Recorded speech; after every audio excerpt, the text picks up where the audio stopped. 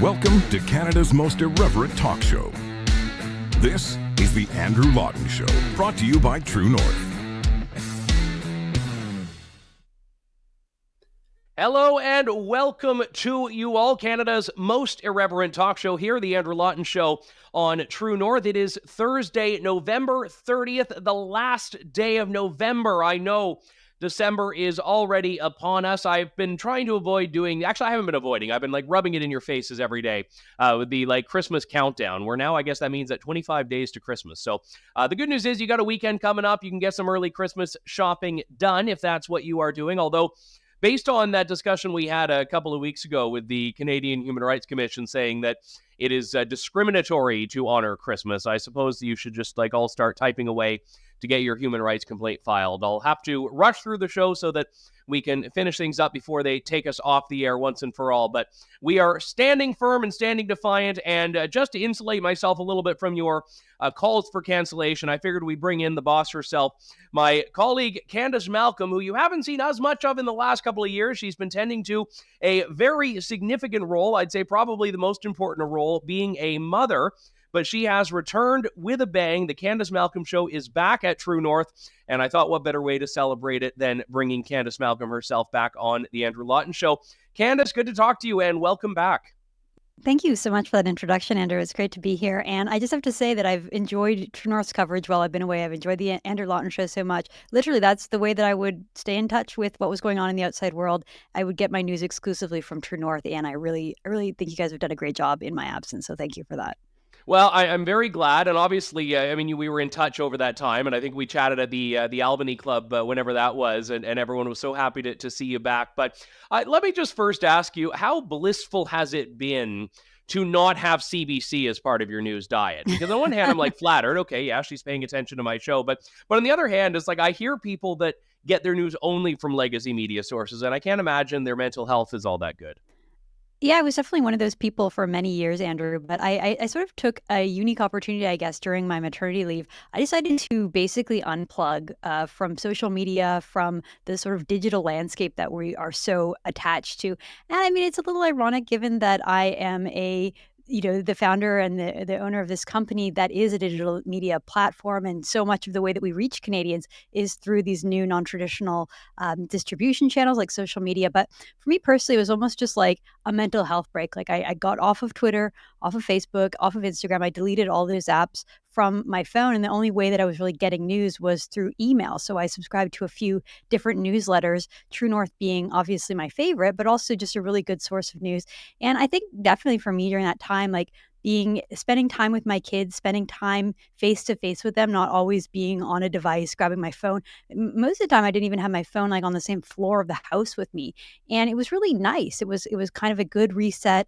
And, it was almost hard for me to get back into it. I just finally started downloading these apps back onto my phone and kind of getting sucked back into the doom scrolling that sometimes happens when you're on Twitter or X for too long. You just have to remember to turn it off. I still think it's important, on the weekends, on Sundays, I put my phone away and give my attention entirely to my kids, my family. And so just to answer your question, not having CBC, obviously that was great. I mean, I didn't have to listen to propaganda. I didn't have the rising blood pressure that happens when you have to, subject yourself to the misinformation, to use their term, or just a stream of media narrative that they try to ram down your throat.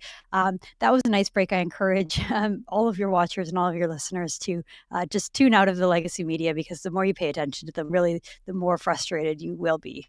When you mentioned the Twitter X thing, I was just imagining you trying to reinstall Twitter and not being able to find it. You're looking on your phone. Where is this tool? What the hell is this X thing? Where did this come from? I know that you were living in a cave or anything like that, but I will ask you on that, because if we talk about the way media has changed, it used to be that news was an active thing that you had to go out of your way to consume. You picked up the newspaper, you read it, you closed the newspaper, that was done. You turned on the TV at 6 o'clock or 11 o'clock, and it was done. And you are right in that social media has led to a barrage of news throughout the day. And I'm a news junkie, so for me, I've never viewed that as a negative.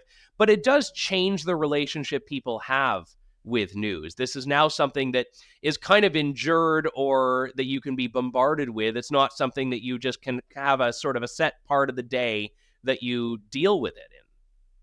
Yeah, and I think it's a negative part of our culture. I think that's part of the reason why none of us could really get along anymore, and we were all like at each other's throats. Especially if you think about during COVID, when we just people just didn't see eye to eye or didn't agree with the facts coming out. It's like you used to your point, you get the newspaper, and that was the news of the day, and then you wouldn't get more news until maybe that evening or the next day.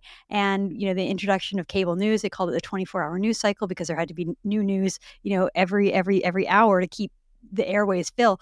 Well, now with social media, it's like every second there's something new, and it can really suck you into this thing that political news is all that matters in the world. It's all that matters in your life, and you define yourself in those terms, and it makes it harder to relate to people, and people in your family, people in your friend group, people in your community that might not share the exact same political views as you. It makes it more divisive. So I think we would be better served just as a society, generally speaking, to take a step back from that. Yes, be aware, be informed, know what's happening in your community and your society. Definitely hold the government to account. That's what we do at True North. Mhm. Don't let politics dictate every moment of your life. Like, enjoy the real things that matter: your family, your friends, your relationship. Go outside into nature and appreciate the great outdoors. We don't have to be hunched over our laptops or over our phones all the time. I think really having that human connection is so much more important than the digital world. And social media is great, and it's really helped us, especially us in the news business, and it helps so many people connect. You think of friends from high school, university that you're able to just really easily keep in touch with because of social media apps. But obviously, there's also the negative side to that, which is that technology can be very addictive. It can be very isolating. It can make you feel very lonely and very detached from the real world and being human. And so it's just important to be aware of that, and to make sure that you're not allowing yourself to be like sucked into the addiction of technology. To go to the news industry side for a moment, the conventional wisdom is that news is in decline, media is dying, and I think in a lot of ways there's reason to think that. You see mass layoffs from some of these big players like Bell Media and Post Media, but it's not the full picture because independent media outlets are growing. I don't know if maybe I'm revealing too much, but I don't really care. Just yesterday, you and I were chatting with some of our colleagues, and you just said, let's put up a job posting for X. I won't tell people what the job posting was yet. And that's, I think, an example of where obviously we have to be scrappy and we have to deal with a much smaller budget than our counterparts in the legacy media do. But we are hiring, we're not firing, and they are not experiencing that. So I don't think it's fair to say that media is in decline. I think it's fair to say that the landscape is shifting. But I'll ask you why you think, and maybe it's content, maybe it's business, maybe it's the business model or something else entirely, but why is that happening? Why is independent media able to grow when legacy media is not and has had to rely on bailouts just to even maintain? Yeah, no, I think it's absolutely a good comparison, and it's fair. I mean, if you think about it, like the very reason that they had to go hat in hand to the Trudeau government is because their business model is stale and they haven't adapted to the new digital landscape and the new digital world. The newspapers and all of these subscription-based platforms really required a captive audience and a monopoly in terms of advertising, and we just don't see that anymore. It's way more efficient to advertise on Facebook or on Google. You'll actually reach the very specific demographic in the very specific area that you're looking for, as opposed to putting an ad in a newspaper. So I think that True North has been able to not go by that sort of, like, we don't rely on advertising at all for our business. And I also think that there's something that has gone fundamentally corrupt within the legacy media, whether they realize it or not. They are biased. They are beholden to the Trudeau government. And I think perhaps their worst crime, Andrew, is that they're boring. It's so much of the sameness. It's so much repetitiveness. They have very limited way of looking at the world, and the way that they present the world is very static. It's very inauthentic. Whereas, when it comes to True North, you get podcasts, you get something a little bit more real, a little bit more relaxed. You have people talking about politics, but they can also talk about culture and community and family and other things that interest them. And so I think that this platform is just more consumable. It's more natural. It's more relatable to so much of the audience, which is why we do have that audience. It's not just because we're offering the other side of the story, which we do, telling stories that aren't being told. We do. But I think that the new platform and these new independent media companies like True North just offer a more entertaining, more interesting platform. And so much of the legacy media is just really stuck in this old dated model, and unfortunately for them, they're not adapting. Fortunately for True North, we we've found great success. We've found an audience. We're continuing to grow. We've been pretty conservative in our growth just because we didn't want to go out and spend tons of money, not to be able to have it as something sustainable. But we are in a position now where we are growing. We're doing big things. We have exciting things on the horizon for 2024 and beyond. I'm really excited about it. I actually think it's a great industry. It's a great time to be in the industry because it's changing. And if you're able to, adapt and continue to search for that audience, I think you can be rewarded as we are here at True North. I felt bad because I always love hearing feedback from people. We were at True North Nation, which was an event you were at and I was at that True North hosted in Calgary. And we had, I think, like 450 people out from our audience, which was fantastic. And one guy came up and said, "Have you considered starting a newspaper?" And I thought he was joking, and he wasn't. And I felt bad about that because I think I may have chuckled instinctively. But no, I think that, really the answer is no, is that, the reason that a lot of these companies, as you say, are having such a difficult time adapting is because they are so reliant on things that are very costly, that have very high overhead. I mean, I look at Sun News Network, which was a great example. You and I mean, you had more of a role there than I did. I just appeared every now and then on some of the shows. But this was, I think, spending $20 million a year and had a fraction of the audience that True North has cultivated with a fraction of the budget that Sun News had. And look, it only lasted a couple of years before that was just unsustainable. Yeah, it's a very sad story. I worked at Sun News Network in Toronto, and let me tell you, Andrew, it was such an impressive outfit. Like, you walked into the studios and it was incredibly sophisticated, modern, like the amount of equipment that they had. The studios were beautiful, huge staff, big newsroom. It was really fun to work there. But I think you're right. They sort of put the cart before the horse, so to speak, and they really built this really modern, incredible, expensive apparatus. And unfortunately, they just didn't get the right regulations. Things didn't go their way. They didn't get the mandatory carriage on Canadian news. You have to keep in mind that the Canadian news business is, very controlled, very government controlled, and they didn't do that part correctly.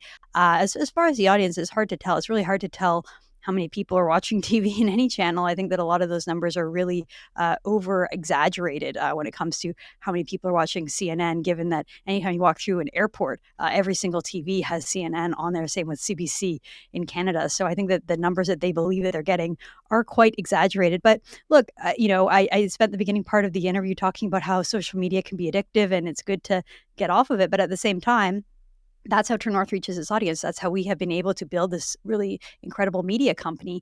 And it is because of these channels like YouTube, X, Facebook, Instagram. Unfortunately, the last two, we've basically been blocked from having access to, thanks to the Trudeau government's regulations and laws. Hopefully that will change soon and we'll get back onto those audience. But it just shows you again how important it is to continue to adapt. Like, for us at True North, we can't rely on that Facebook audience. The Facebook audience used to be our biggest audience. It isn't anymore. And, we've had to look to other places, Rumble and other social media outlets, because we can't rely on that one, because you never know what the Trudeau government's going to do. You never know if that social media company is going to just start banning your opinion because they don't like it, as we did see during COVID. So again, it's a fun, interesting business because you have to kind of constantly adapt, constantly be changing, constantly making sure that you're remaining diversified and you're remaining able to reach the audience that you have cultivated.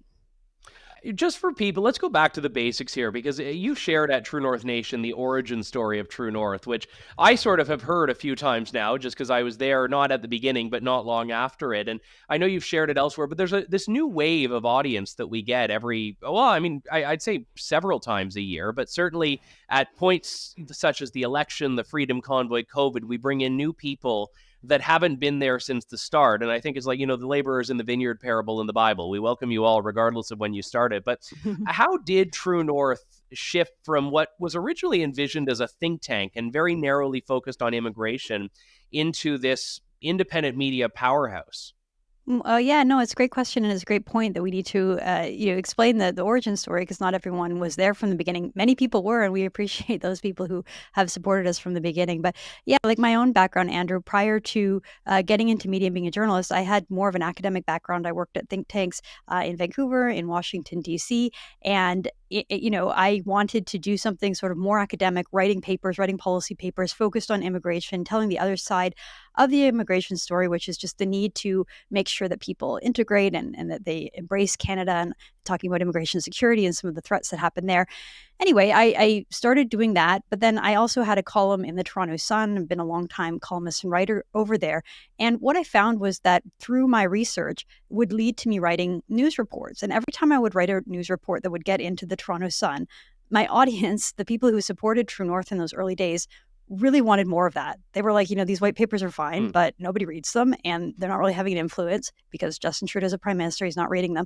So, why don't you do more of the research, more of the investigative stories, more breaking news stories about immigration? And that was the part that just sort of had interest and no one else was really doing it.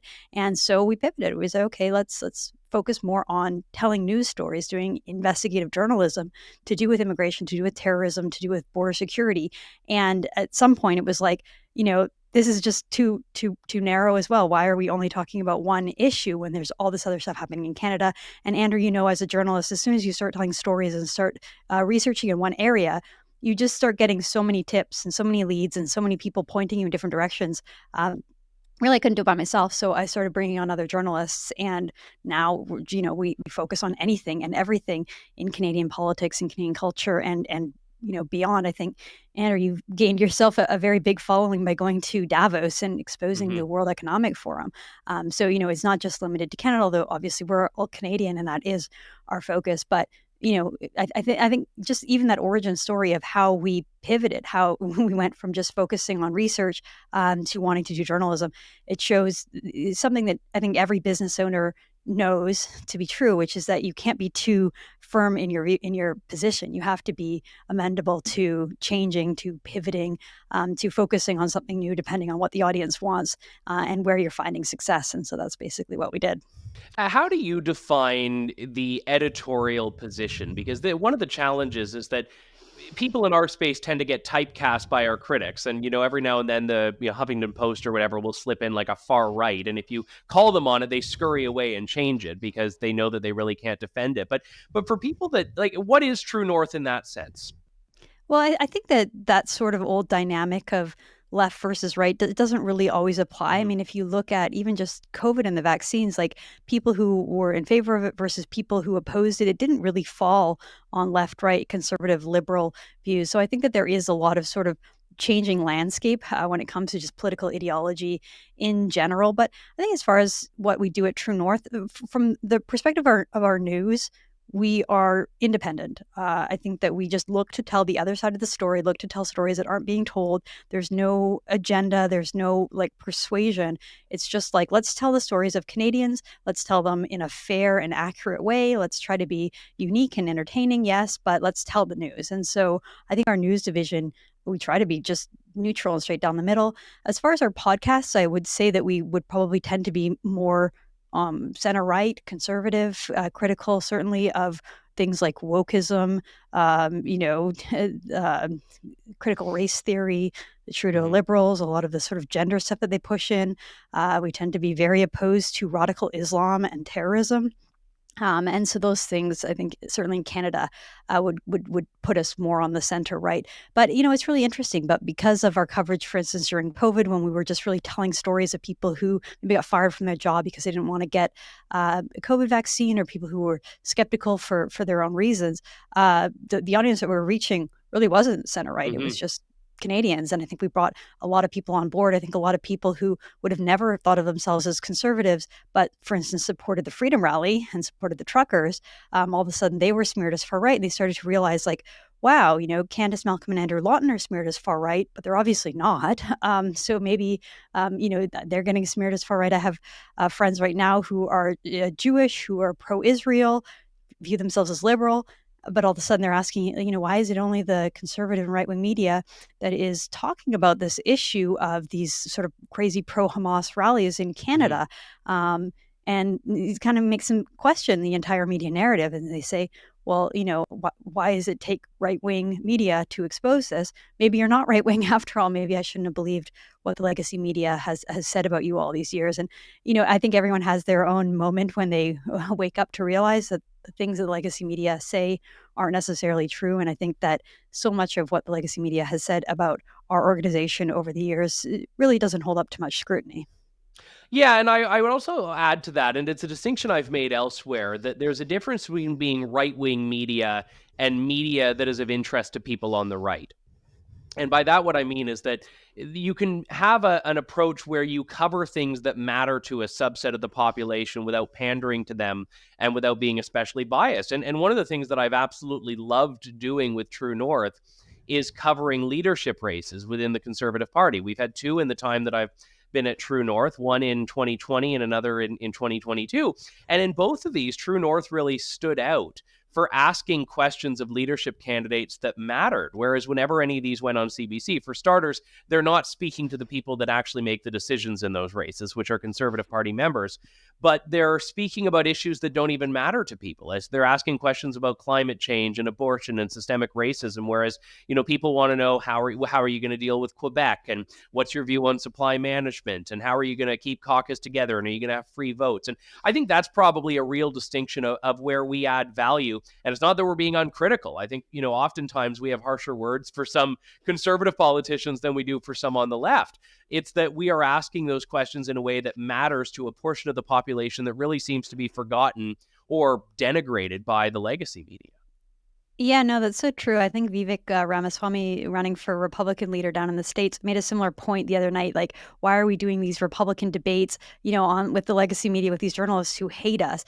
I think that in Canada, a large part of the population, a large portion of Canadians just get written off by the legacy media. They don't understand them. They don't like them. They don't care about them.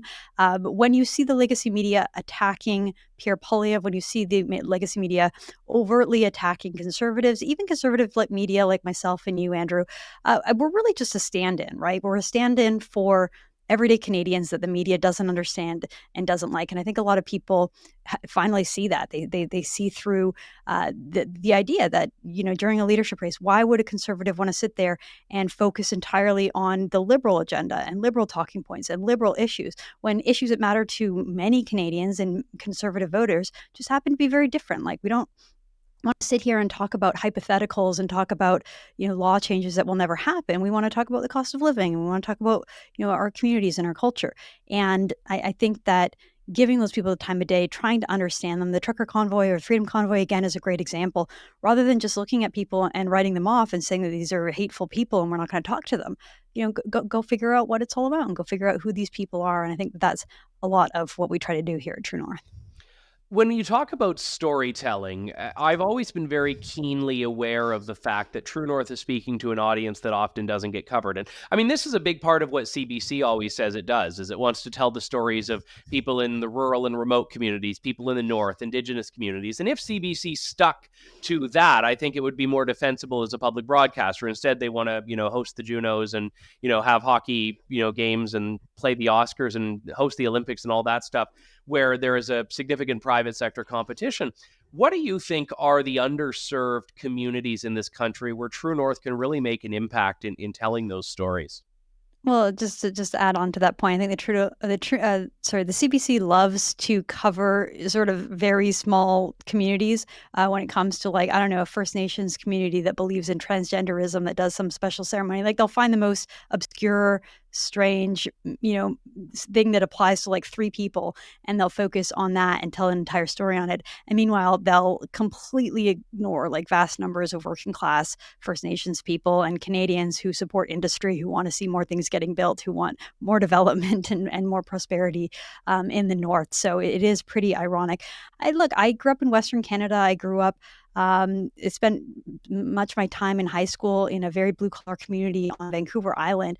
And the kinds of people that I grew up with and the things that mattered in those communities felt invisible at the time. And I think when I look back at it now, they're still invisible. I think that there's a lot of struggles that people in blue-collar, smaller communities deal with that's not visible, that's not obvious to people who live in Montreal, Toronto, or Ottawa, and so they just don't get told. And I think that a lot of our audience for True North are people in Western Canada, people who feel ignored by the federal government and the legacy media, and those are the kind of people we want to stand in for. Really, in a lot of ways, Andrew, it's kind of the underdog. It's the people who get either ignored or get bullied by the elites and the legacy media. Like, again, just to go back to COVID and the people who were choosing not to get vaccinated vaccinated for their own reasons. You were never hearing those kinds of stories in the legacy media. They just simply weren't being told. People who were being discriminated against for their choices, people who had very valid medical reasons for not choosing to get vaccinated, they were just demonized and they were written off, and the media didn't care about them. The media didn't ask many questions. They just didn't want to see them. And I think that True North provided quite a big service, and we grew our audience significantly during that time by simply going out, finding those people, telling their stories, doing real reporting, talking about the things that were happening in those communities. I don't know why the legacy media chose to just completely disregard those people and not cover their stories, because first of all, their stories were really interesting. And by telling those stories, True North was able to, again, grow our audience, connect with a large number of people, create trust with a bunch of people who might not have otherwise heard of us or trusted us. And I think that, again, it was their loss because they just chose not to do their job, which was to report things that were happening in the country, and it gave us that opportunity. And I think that that's served us well. It's a good reminder going forward that those are the kind of stories that we seek to tell. That's this kind of thing that we want to tell, and that's why we're here. We're going to continue to tell those stories. And to go back to Sun News for a moment, one of the things Sun News did that I always really respected was make a point of covering any provincial election, regardless of how big or small the province. I mean, they had someone out in PEI. They had a couple of people there when PEI, which is not a powerhouse population-wise in this country, was going to the polls. And one of the great assets that we have is that we have a very decentralized team at True North. And that doesn't mean we can cover the entire country. We don't have a full-time presence in Atlantic Canada right now, but we have in the past. And we've got people in BC, Alberta, Ontario, and so on. And that, I think, is really helpful, because one of the big problems of the media is that you've got certainly local media in these sections, but the national media kind of views the country as just being this corridor from Toronto to Montreal and Ottawa, and that's really it. And anything that happens outside of that just becomes more and more abstract.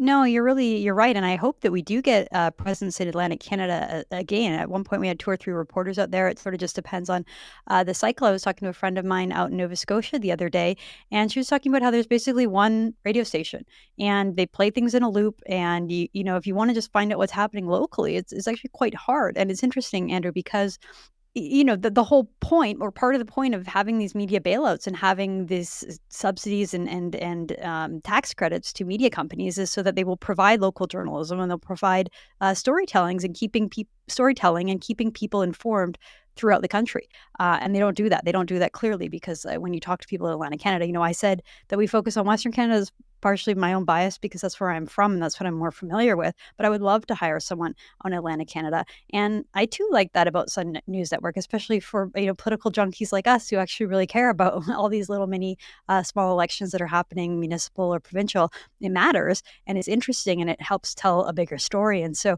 I love that you and your producer Sean are able to just hop on a plane. I'm sure you have more air miles, Andrew, than just about any other journalist in the country. You're constantly on the road, constantly traveling around the country. And I love that. And I hope you can do more of it. But I think it's very important to tell these stories. And again, unfortunately, the legacy media is just not doing their job in keeping Canadians informed. I think my wife hopes I do more as well. It makes things easier for her when I'm out all the time. But just one question I'll ask you in closing here, Candice. You alluded earlier in a very vague way to plans for 2024. What's on your list for 2024? What do you want to see True North doing next year? Well, it's funny. We just had a Christmas party, and we, I mean, maybe it's not such a fun Christmas party when we sit there for half the day and do strategy talks, but I think that's part of what we like doing with our journalists. And yeah, but Rachel already outed us that we went to the arcade after, so it's okay. People already know. She blabbed to the audience about our secret fun plans. Well, it's good that the audience at least thinks that we have a little bit of fun, and that our Christmas parties aren't just like sitting in a boardroom at a hotel talking about our business plans for 2024. But yeah, no, I think we're growing. We're going to continue providing the news that people like. Some sort of exciting things that we're talking about, which is building more in-person studios somewhere in around Toronto. We're currently looking at real estate and looking to build a proper setup. One of the things that has helped True North grow and be successful is that we basically all outfitted ourselves with these great little home studios during COVID. And it is great to be able to record a show. For me, I'm basically a part-time stay-at-home mom, and being able to be close to my kids is really great. But at the same time, when we're doing professional interviews, when we're doing shows, we want to, as we grow, we want to basically be able to have an in-person studio. So we're working towards that.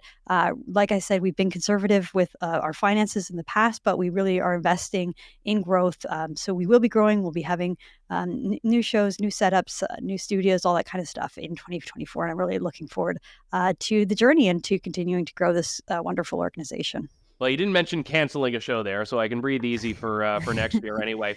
Candice Malcolm, founder of True North, the editor-in-chief, and my longtime friend. It's great to see you as always, Candice, and people can check you out at the Candice Malcolm Show at tnc.news now. Thank you so much, Candice.